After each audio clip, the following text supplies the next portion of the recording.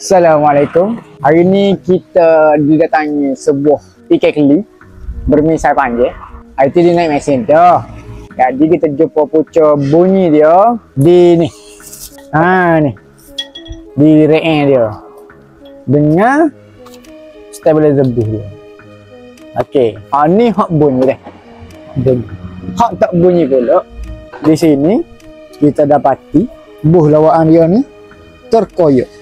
Dia tak bunyi pun, semua terkoyak. Jadi owner pun kata, sebab galu lah galu ni buat ni kat. Kita buat ni lalu. Kita tak tahu kalau buat seketul dah.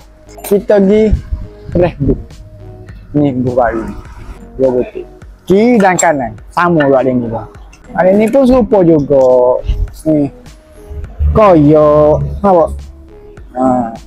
Jadi, kita nak menjimat owner tak saya tukar seketul sebabnya ni bojong dia ni boleh pakai lagi. Jadi kak, apa-apa hal kak, kita ni siap lah kata ni ya. Apa ikut kita? Ni kita nak pergi perih lah buh dia nya.